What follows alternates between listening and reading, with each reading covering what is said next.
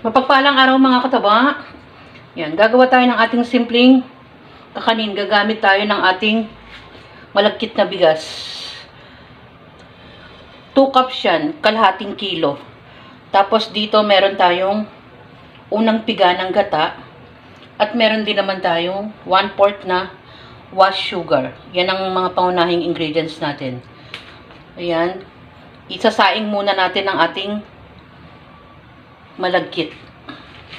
Sinalang ko na yung ating malagkit. Maglagay tayo ng a pinch of salt para mabalansin natin mamaya ang ating sugar. Parang normal na nagsasaing din tayo mga kataba. Ayan. 2 gatang din yung nilagay kong tubig kasi makikita naman natin kung malakas kumain ng tubig yung ating malagkit. Babantayan natin. Ayan. Balikan natin pagluto na. Yan. Naluto na natin ang ating sinaing. At meron ditong, yan. Sinama ko na yan kasi lalagay din naman natin yan. 1 cup na panggata. Puro unang gata ito mga kataba. Tapos, maglagay tayo ng konting sugar. Ganyan lang kadami. Pampatamis lang ng konti kasi yung pang ibabaw natin matamis din, no? Baka naman sobrang nakakaumay na, kaya hindi ko dinadamihan dito sa ating imimix na sinaing na malagkit. Yan. Tunawin muna natin at haluin bago natin ihalo ang ating malagkit na sinaing. Yan. Pag kumapit na yung ating liquid na panggata, halos pwede nang hanguin yan. Pwede na natin ilagay sa container at yung pang ibabaw naman ang gagawin natin. Yan. Yan. Naglagay na ako ng 2 cups ng ating panggata at 1 cup ng wash sugar. Pwedeng ang ilagay nyong sugar ay yung dark o muscovado. Ito kasi wash sugar lang ang nilalagay ko para hindi masyadong matamis.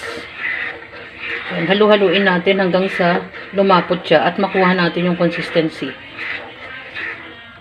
Yan. Balikan natin. Maglagay tayo ng 1/2 teaspoon ng ating vanilla. Yan. Pag malapot na, saka natin ibuhos sa ating malagkit. Dahil na-iset ko na yung ating malagkit sa lalagyan. Pag lumalapot ng ganyan, halos malapit na yan at pwede na nating ibuhos. Basta from mayat maya lang natin hinahalo. Ayan. Tapos gagawa naman tayo ng ating pang ibabaw uli ang ating, kalimutan ko na. Nagsalang naman tayo ng ating 2 baso to mga kataba para sa ating latik. Yan. Halu-haluin lang natin at balik-balikan hanggang sa maglangis siya.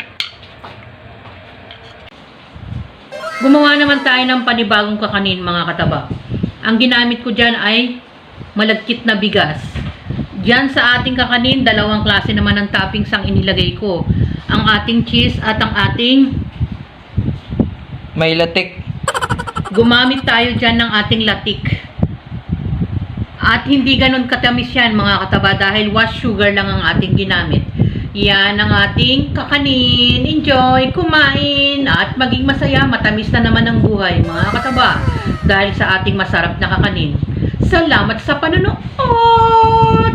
At ingat mga kataba! Bye!